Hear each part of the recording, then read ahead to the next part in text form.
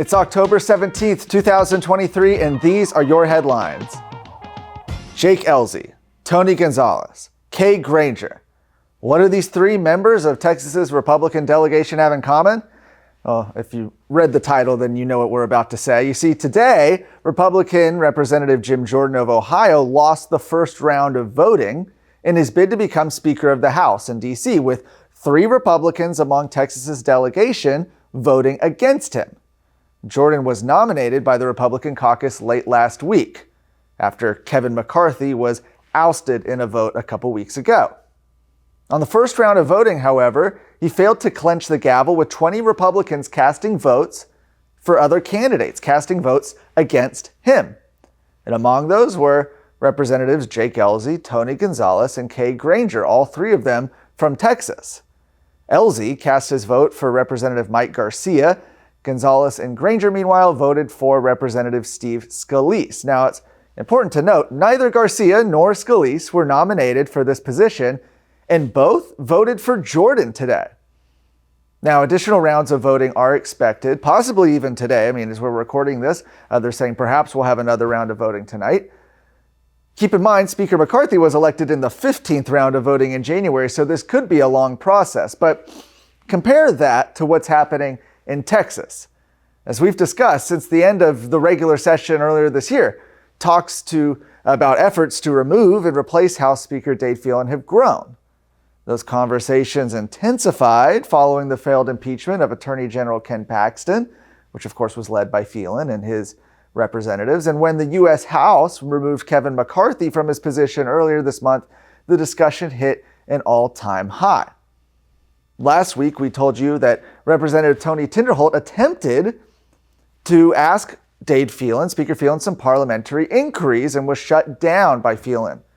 We now know that those parliamentary inquiries were on the process of making a motion to vacate the chair. Tinderholt just wanted to ask how that process was done, when was the proper time to do it, how many members do you need? In response, Phelan barred Tinderholt from asking any more questions without prior approval, essentially silencing him on the floor.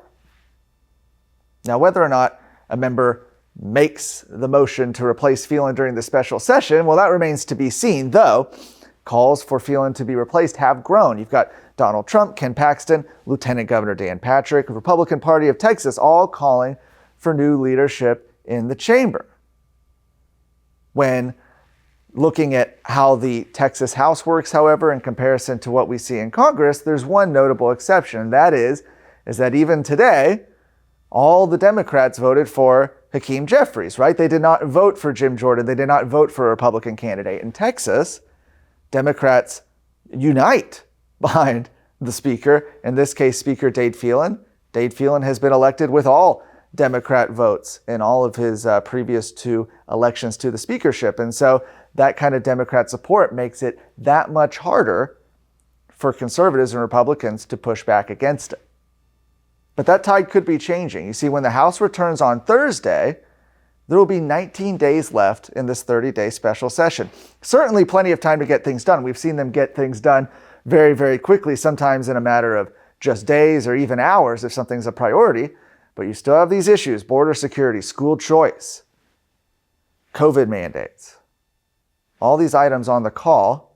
It remains to be seen whether the House will get them done. If they do not in this first special session, expect the anger and the frustration from members, but from other outside forces as well, against Speaker Dade Phelan to intensify.